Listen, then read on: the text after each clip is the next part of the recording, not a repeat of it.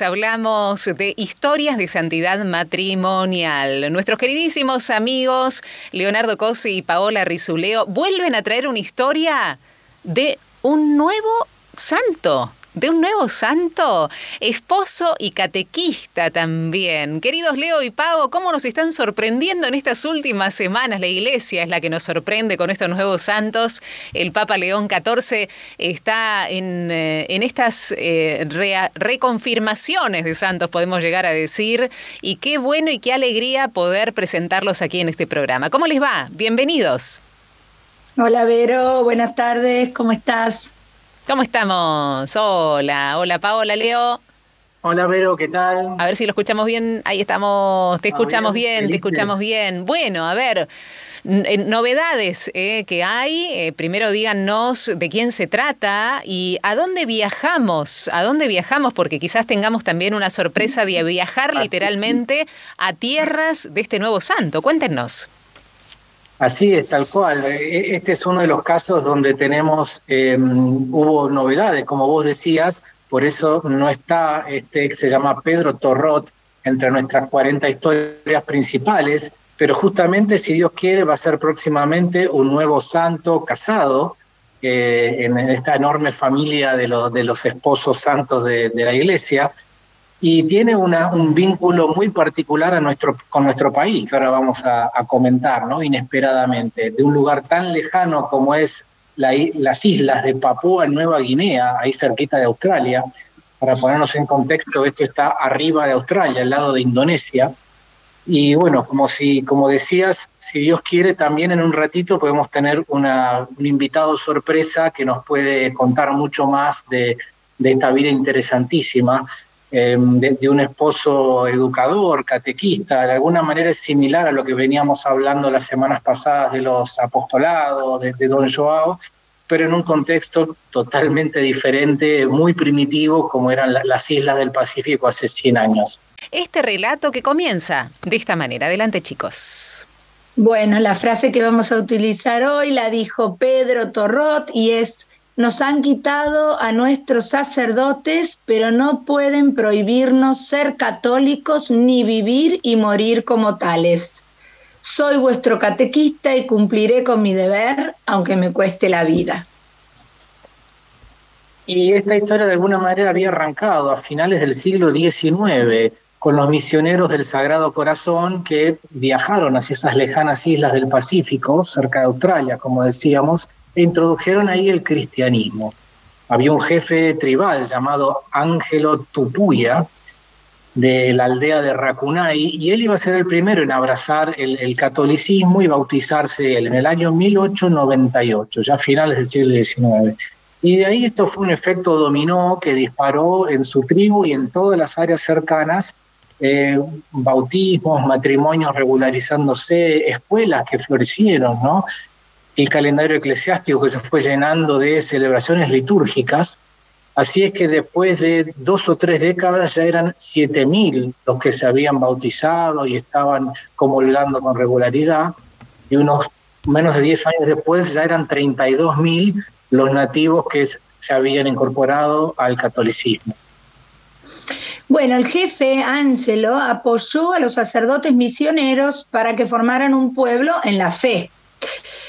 Lo cual caló muy hondo en su propia familia, especialmente en el tercero de sus 6 hijos. El tercero de sus 6 hijos, Pedro Torrot, de quien vamos a hablar hoy, él había nacido alrededor de 1912 y se convirtió en el predilecto de su padre. Él obtuvo el permiso de su padre para vivir con parientes cerca de la iglesia, para poder asistir a misa diaria. Asistía antes de trabajar y de regreso a casa pasaba a orar frente al Santísimo Sacramento. Un sacerdote quien había seguido de cerca a Torrot por su buen comportamiento, sus aptitudes y su fuerte amor a la Eucaristía, tenía esperanzas que él se convirtiera en sacerdote.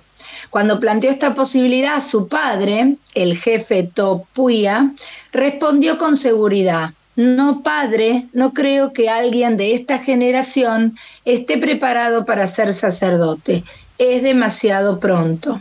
Quizá uno de mis nietos o bisnietos tenga esa dicha. Ahora bien, si le parece, por favor envíelo a la escuela de catequistas.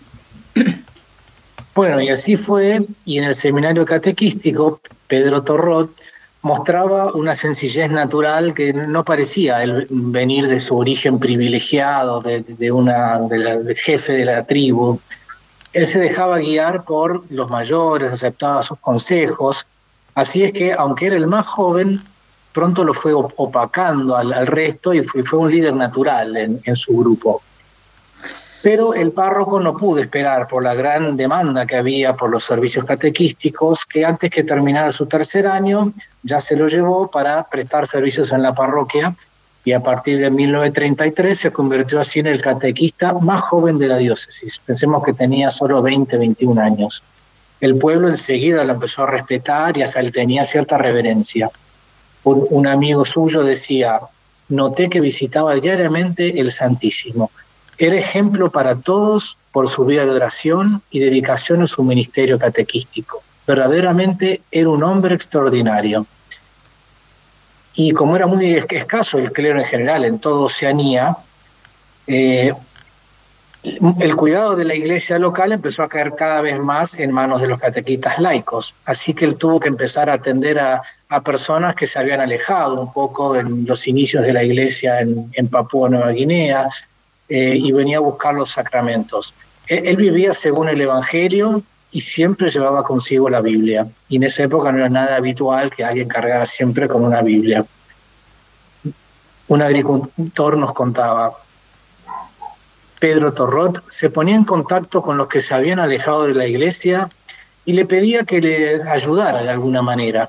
Luego, de a poco intentaba influir en ellos para que volvieran a practicar su religión. Bueno, y en 1934 llegaba a vivir en una granja con su madre, la joven Paula, y había nacido 14 años antes en un pueblo cercano, Paula, y bueno, pronto se fue a matricular en la escuela primaria y como era católica bautizada, se convirtió en una de las alumnas del catequista Pedro, fruto de una creciente atracción mutua. En 1936 se concretaría el matrimonio entre los dos. El amor mutuo entre marido y mujer era fuerte y constante, contaba Paula, entre los dos. Pronto llegarían los dos primeros hijos y la educación y el bienestar de sus hijos era su principal preocupación de ambos. Ella decía: rezábamos juntos todas las mañanas y todas las noches. Cuando yo estaba cansada por los niños, Pedro rezaba el rosario por los dos e iba a la iglesia. Bueno, y su testimonio como esposo dedicado y padre cariñoso lo ayudó a reforzar la erradicación de prácticas polígamas, que era lo más común en Nueva Guinea, una sociedad muy, muy primitiva, tribal, ¿no? Y esto todavía estaba en cierto sentido en tensión desde que habían adoptado el cristianismo y cada uno había tenido que quedarse con su esposa cristiana. Un tío recuerda, un tío de Pedro: solo la religión estaba en su mente, decía. Su matrimonio era sagrado para él y luchó contra la profanación del matrimonio por parte de otros. Completamente alejados del mundo occidental, después las islas papúes se ven arrastradas a la Segunda Guerra Mundial. Ahí cambia totalmente el escenario y la vida de esta gente, ¿no?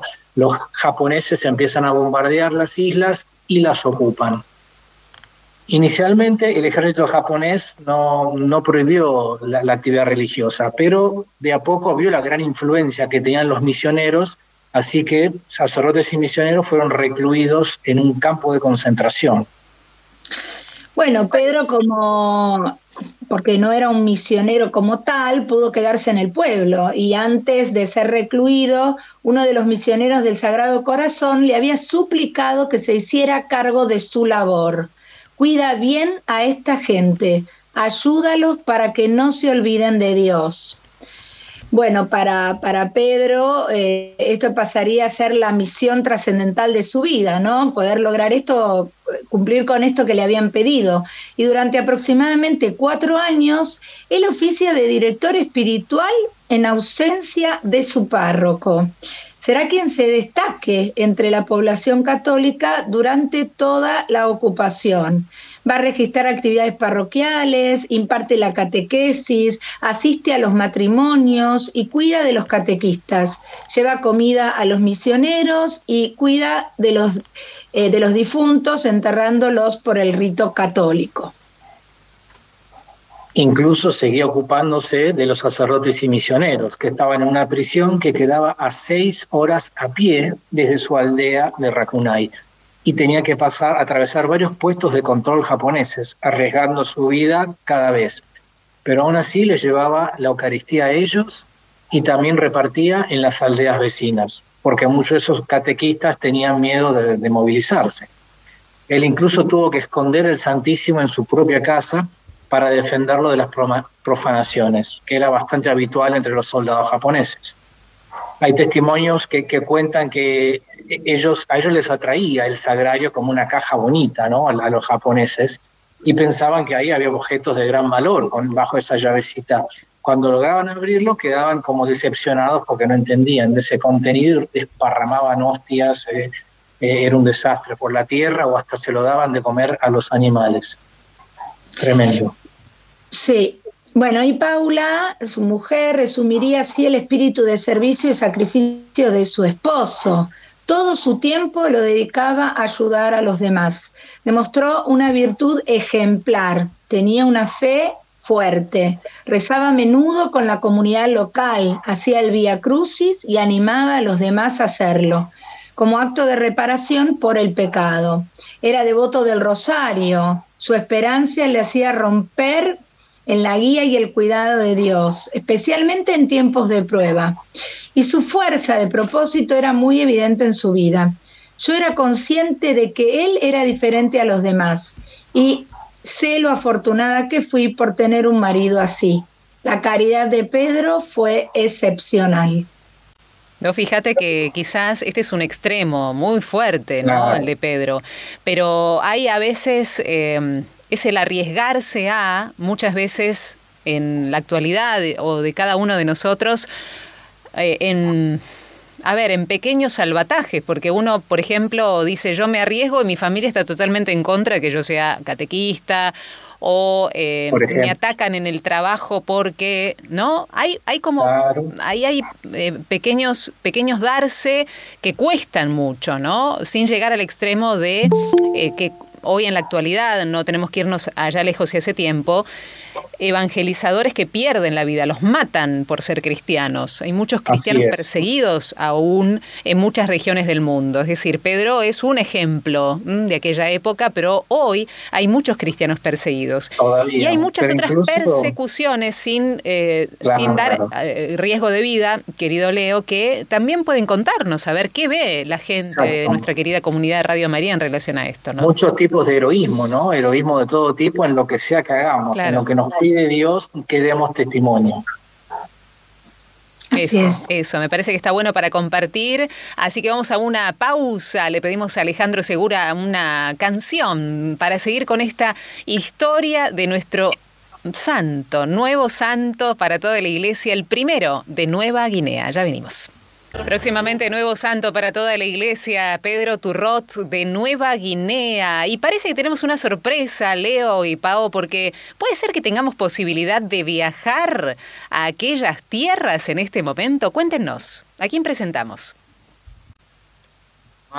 Cravaioli es un argentino misionero que está en Papúa Nueva Guinea y justamente ha sido el que ha llevado la última parte de la etapa de la causa de Pedro Turrot, así que lo saludamos y lo recibimos hoy. Gracias, Padre Tomás.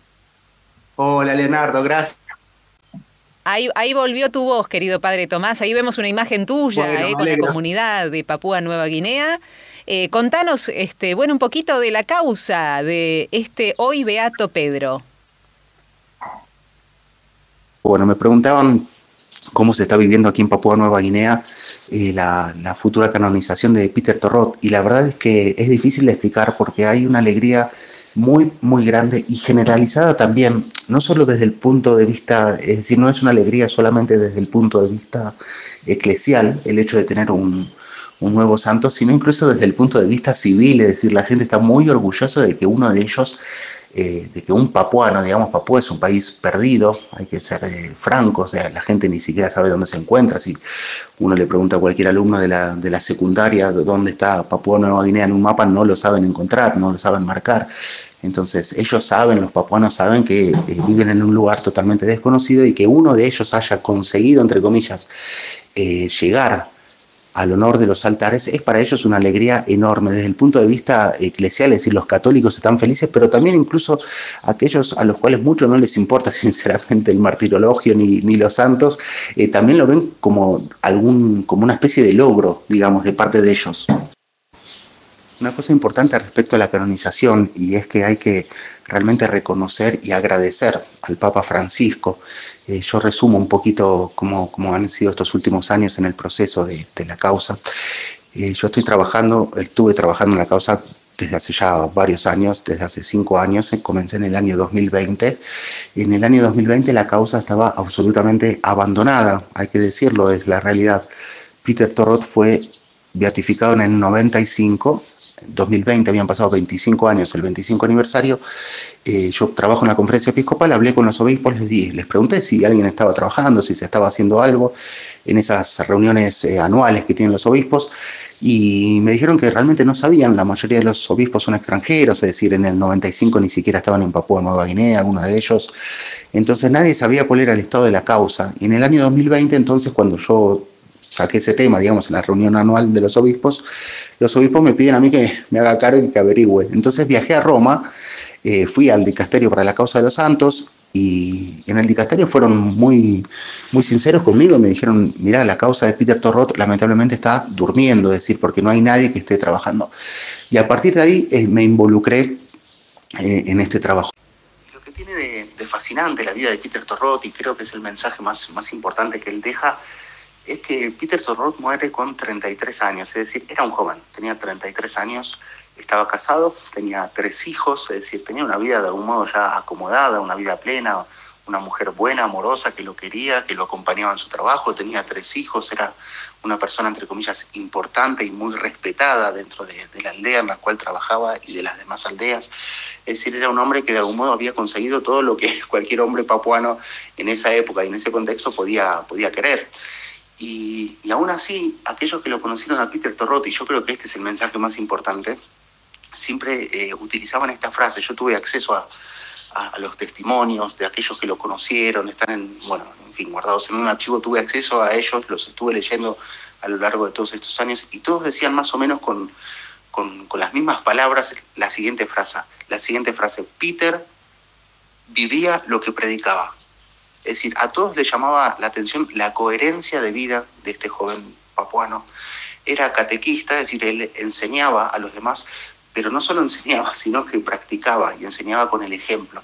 Yo creo que eso para nosotros hoy en día es un desafío, porque para nosotros es muy fácil decir que somos cristianos, decir que somos católicos, decir que vamos a misa los domingos o que rezamos el rosario, pero muchas veces no practicamos aquello que predicamos. Es como Jesús le decía a la gente, ¿no? Hablando de los fariseos: ustedes hagan lo que ellos digan, pero no hagan lo que ellos hacen. Y a veces nosotros nos comportamos del mismo modo. Nosotros, a veces, a pesar de ser cristianos, tenemos nuestros pecados ocultos, hacemos cosas que van absolutamente en contra de la ley de Dios. Peter Torrot, en cambio, era una persona íntegra. Y yo creo que eso es algo en lo cual todos, jóvenes y no tan jóvenes, podemos y debemos imitarlo. Ahí está, la coherencia de vida. Chicos, qué hermoso poder escuchar al Padre Tomás en el resumen, estando tan cerca de la causa, el resumen de vida, ¿no? Que es la coherencia en Peter Torrot, ¿no? Qué bueno poder tener estas palabras de alguien tan cercano a la causa y además viviendo en esta tierra, a poder escuchar su parecer, sobre todo cuando él está tan cerca de esta causa, chicos, ¿no? Vamos a la segunda parte, mientras tanto, de la historia. Pao, Leo, adelante ustedes. Con las repetidas derrotas militares de la fuerza de Japón, todos los ocupadores endurecen sus relaciones con los nativos. Torrot entonces es citado 3 veces a la jefatura de policía japonesa porque, claro, él continuaba ejerciendo su ministerio. Entonces dijo a la policía él: la religión nos hace capaces de soportar las miserias de la guerra. No hacemos nada malo cuando hacemos la obra de Dios. Al contrario, la religión los beneficia también a ustedes, pues nos enseña a obedecerles como autoridad legítima y nos prohíbe robarles. Hay muchas otras enseñanzas similares, beneficiosas para ustedes, les decía Pedro a la policía, ¿no?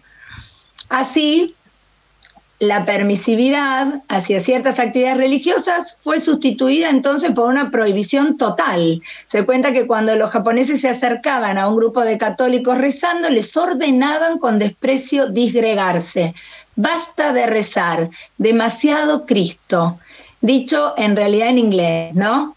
Según los propios japoneses, eran derrotas inevitables porque había demasiado Cristo que les impedía vencer, ¿no? Creían que debido a que los nativos practicaban su religión tan responsablemente, Dios ya no consideraba adecuado favorecer a los japoneses.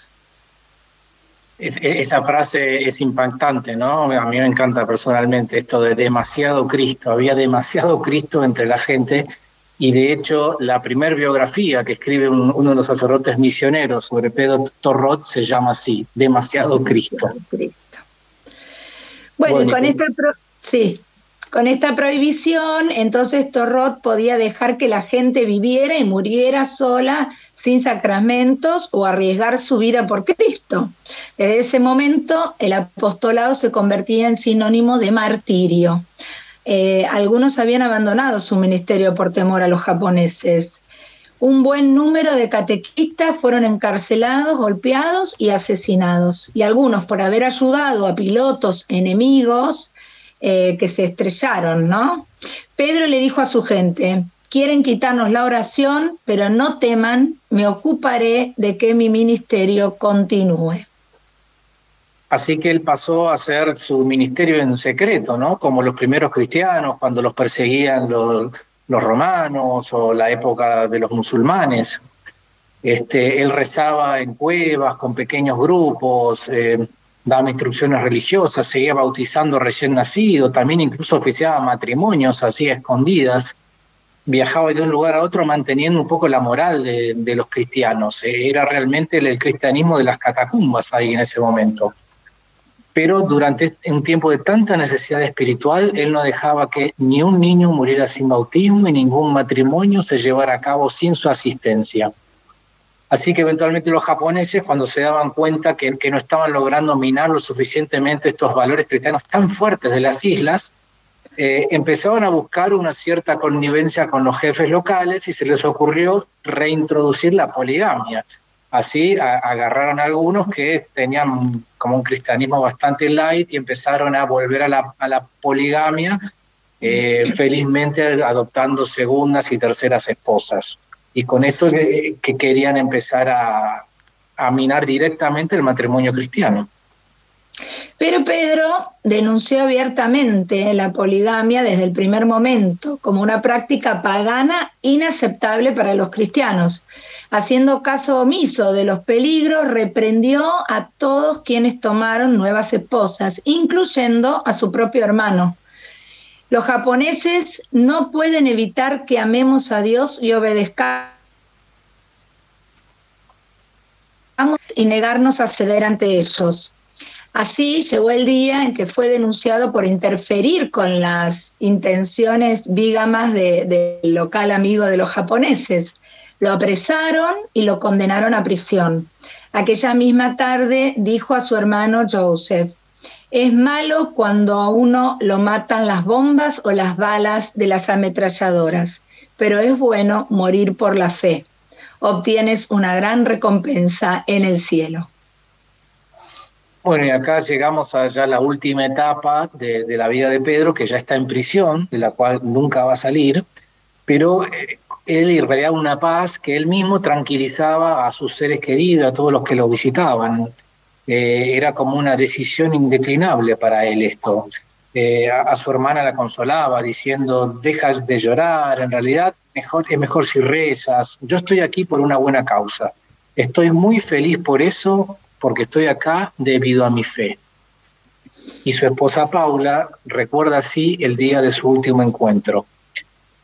Ella dice, 2 días antes de su muerte visité a mi esposo en prisión. Expresándole mis temores, le rogué que abandonara su estilo de vida de catequista y adoptara en cambio un estilo más tranquilo y discreto de vida. Y él respondió, no te preocupes por eso, es mi deber morir por Dios Padre, Hijo y Espíritu Santo, y por mi gente. Al tiempo que se hacía la señal de la cruz. No mostró ninguna señal de miedo o de dolor. Nos sentamos juntos un buen rato, dice ella, y entonces me instó a llevar a los chicos a casa.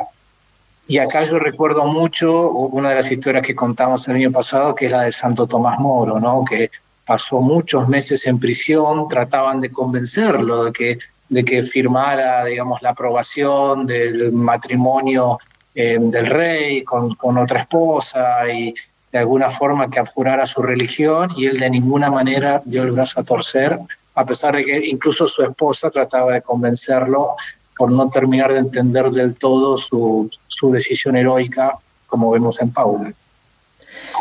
Bueno, y volviendo a Pedro, el día anterior a su muerte, el jefe Antón Tata tuvo una conversación que reveló plenamente la heroicidad y coraje de Pedro Torrot. Estoy aquí por aquellos que rompen sus votos matrimoniales y por aquellos que no quieren ver avanzar la obra de Dios, le explicó. Eso es todo, debo morir. Tú vuelve y cuida de la gente. El jefe insinuó que podría intentar sobornar a la policía por su libertad, a lo cual Torrot le respondió, quítese eso de la cabeza, ya me han condenado. Bueno, y acá vemos como Pedro sentía que ya había cumplido a cabalidad con su misión de esposo, de padre, de pastor de su pueblo, en ausencia de los sacerdotes, y él se estaba entregando mansamente al arbitrio de estas autoridades que sabían eran totalmente injustas, espurias. Había confabulado contra él hasta su hermano, ¿no? Me hacía acordar mucho también a, bueno, la pasión de Cristo, el juicio que le hacen en el Sanedrín. Él aguardaba en silencio, al igual que Pedro. Pedro no reaccionó en ningún momento, él sabía que estaba esperando el momento de su ejecución o de morir en prisión, sin ningún rencor.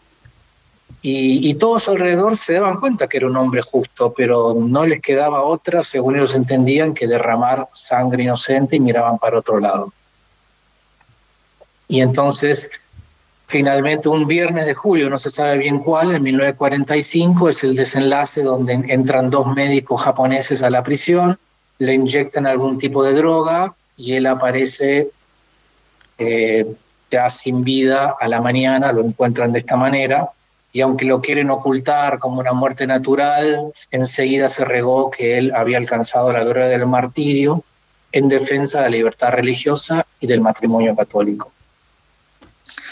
Y en 1995, durante la homilía para la beatificación, Juan Pablo II dio el matrimonio de Pedro y de Paula como ejemplo para las familias y dijo, el ejemplo del mártir se dirige también a los matrimonios. El beato Pedro Torrot tenía la más alta estima por el matrimonio. Incluso frente a grandes peligros y oposición personal, defendió la enseñanza de la Iglesia sobre la unidad del matrimonio y la necesidad de fidelidad mutua. Trataba a su esposa Paula con profundo respeto y rezaba con ella mañana y tarde. A sus hijos les tenía el mayor afecto y pasaba con ellos todo el tiempo que podía. Si las familias son buenas, sus pueblos serán pacíficos y buenos. Conserven las tradiciones que defienden y fortalezcan la vida familiar. Chicos, ¿qué les pasó a ustedes al tomar en contacto con la causa en este último minuto que nos queda? ¿Qué sentimiento han tenido? ¿Qué rescatan de la vida de Peter Torrot? Leo y Pau. Ya estoy emocionada yo. A mí me toca muy fuerte el tema del catequista, ¿no? Porque bueno, yo también soy catequista, claro. Y es verdad lo que dice el padre, uno hace todo lo posible y estudia y después va y lleva, pero qué importante esto de la coherencia y esto de cómo se lo tomó, porque como que se puso, a veces uno dice, bueno, esto puedo, pero esto no puedo, esto no me alcanza el tiempo, ¿no? Yo, tal cual decía el padre, era padre de familia, era esposo, tenía hijos, pero se hizo cargo de todo, ¿no? Como cuando es para Dios, y uno está claro que es para Dios, no hay tiempos, digamos, diría yo. Una, eso, todo lo que dio toda su vida, y otra, la verdad, la coherencia, que sí, es la lucha que tenemos todos, ¿no? De poder realmente vivir todo eso que profesamos. Pero bueno, la verdad que muy importante, o sea, como también el lugar del catequista, ¿no? Cómo realmente... nada, puede mover montañas en todos lados. Sí. Él lo hizo ahí Totalmente. Y bueno. Y además tan joven, ¿no? Una vida joven. De hecho, el Papa Francisco había elegido ya canonizarlo durante el jubileo de los jóvenes. No pudo llegar, obviamente, y ahora lo retomó el Papa León para canonizarlo ahora en un par de meses.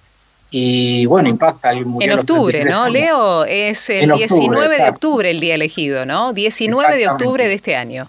Ahí va a ocurrir la canonización y bueno, él se comprometió de lleno, arrancando, como decíamos, con 20 y pico de años. Él no dijo esto le toca a otro, yo soy nuevo, habrá otra gente que lo pueda hacer. Se puso todo al hombro y no le escapó ningún compromiso. La verdad es como para decir... ¿Qué tenemos para decir que no a algo que nos pide Dios? Tenemos que solo decir, bueno, acompáñame Dios y yo voy a donde vos me pidas que vaya. Es un poco lo que veo con la vida de Peter. Maravilloso. A seguir adentrándonos en esta vida, porque claro, para eso está. La Iglesia nos propone estos ejemplos para que ahondemos en la vida de estas personas que han dejado huella. Gracias por presentárnoslo. Leo, Pao, les agradecemos de corazón. Novedades junto a ustedes que vamos teniendo semana tras semana y una alegría inmensa por este nuevo santo para toda la Iglesia de Dios. Un abrazo enorme para ustedes. Gracias por este intensísimo trabajo. Y gracias al Padre Tomás, extiéndale nuestros saludos, gracias por el esfuerzo que ha hecho para salir al aire y contarnos desde ese pedacito de Tierra Santa lo que ha sido y lo que es el mensaje y el ministerio de Peter allí en Papúa Nueva Guinea. Un abrazo para ambos, nos encontramos, si Dios quiere, la próxima semana. Nos vemos. Gracias. Un abrazo. Chao. Ahí estaba Paola Rizuleo y Leonardo Cosi, autores del libro Caminos de Santidad Matrimonial. Así lo pueden ubicar en Instagram, caminos.santidad.matrimonial. Más de 40 historias que han plasmado en este trabajo de investigación que así se llama el libro, ¿no? Que ustedes pueden adquirir y leer.